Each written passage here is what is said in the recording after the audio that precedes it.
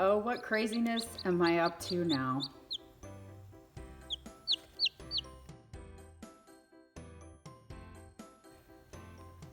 I guess we can just call this my Keeping It Real series.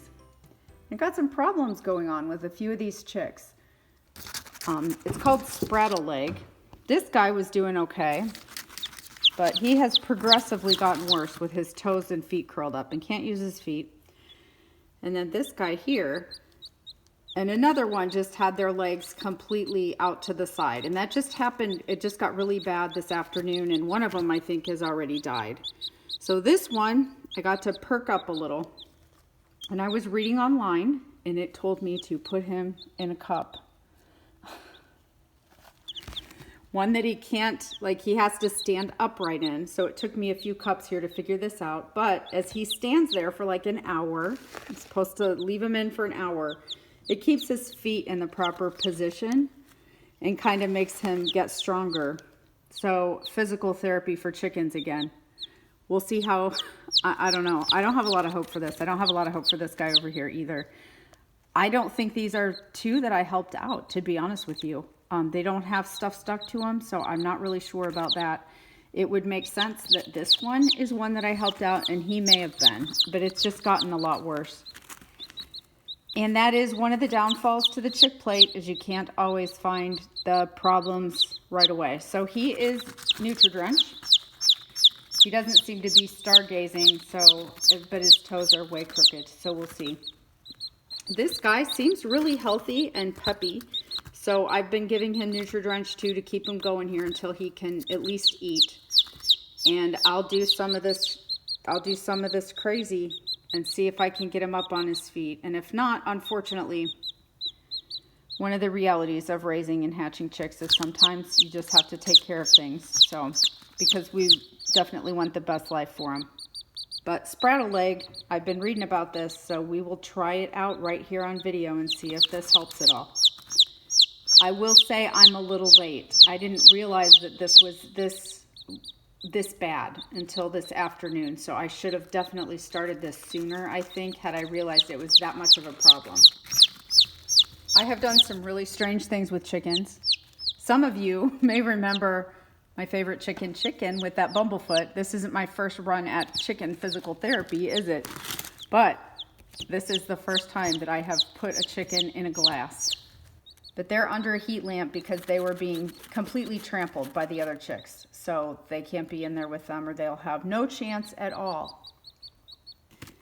But see how his legs are going out to the side.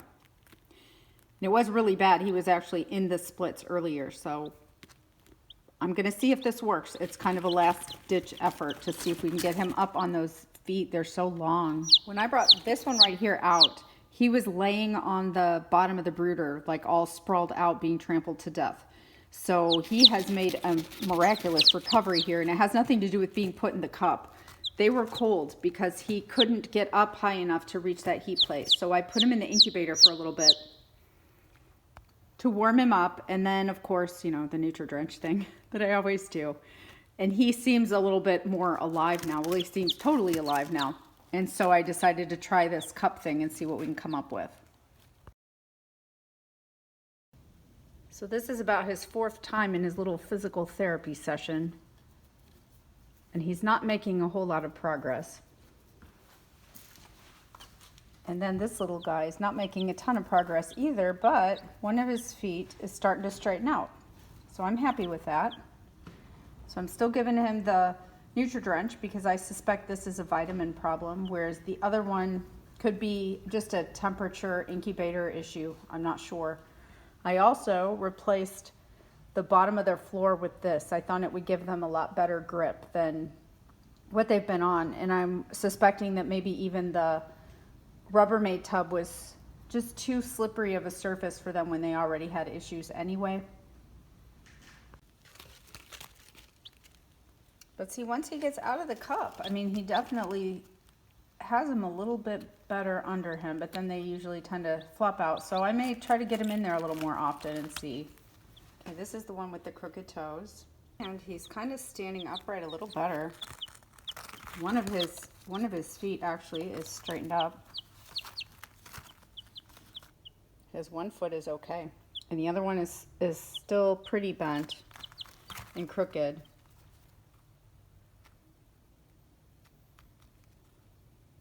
But I feel like I'm seeing a little progress, and he is not so screaming loud with that chirping like he was before. And I kind of suspect that that loud chirping is a symptom of that. And they're eating and they're drinking okay. So I see no need to end this yet. I'll keep going a little bit. They seem like they're doing much better than they were. And here is my physical therapy patient. See what he's doing? He is right now actually standing on his legs. They are a little gimpy. I'm seeing, a little bit of improvement, not a lot. I don't see this guy at this point being able to go back in the other pen, but I'm going to keep at it and see. He is eating really well. And I often see him get drinks too. I am putting him in this little cup. See, he's drinking and eating well. I've been putting him in the cup, I don't know, maybe 3-4 times a day when I think of it, for about a half hour each. I'd leave him in there longer, but I'm afraid I'll forget. He is definitely much stronger on his feet than he was. Right now. Now, after he's out for a while, I notice that leg goes back down, but he's actually standing, eating his food right now, which is an improvement.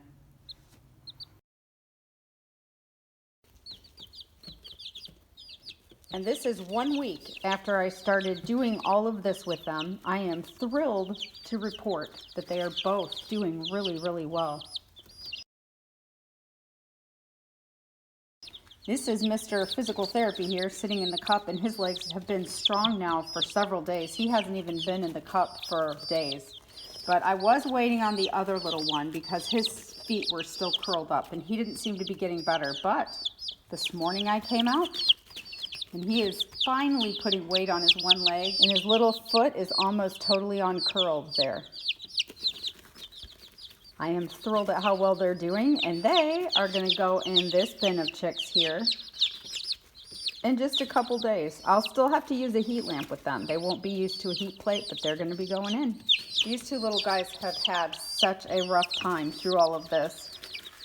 One morning I came out and their heat lamp was off, and they were both super cold, so I ran and switched out the heat lamp, got them going, and went to work, only to have my daughter hysterically calling later that afternoon because the other heat lamp burned out, and one of them was back to being unconscious, just laying on the ground, just gasping for breath every now and then, and the other one was like very lethargic.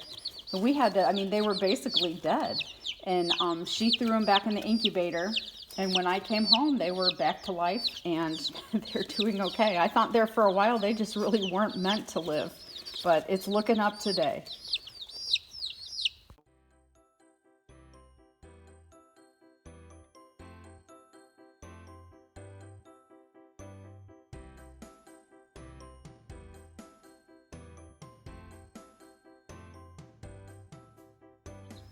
I can now vouch for this method of using a cup with something in the bottom so the chick can keep its grip when you're trying to help a spraddle leg or splay leg chick. I've seen that work here. And this is my Nutri-Drench cure. And Nutri-Drench still seems to be able to help a chick that has those curled up feet, even if it takes a little while. So 2 cures, 2 different things going on with chicks.